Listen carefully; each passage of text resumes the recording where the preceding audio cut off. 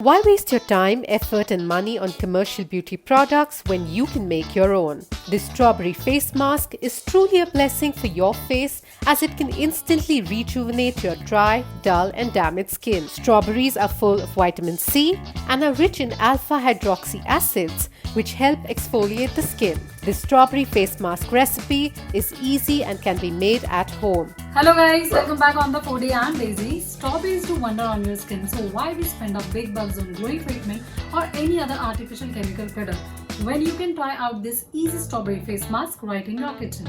All you need are 2 strawberries, 1 teaspoon aloe vera gel and 1 teaspoon of glycerin. Combine all the ingredients. Let it rest for 10 minutes. Gently scrub and remove the pack.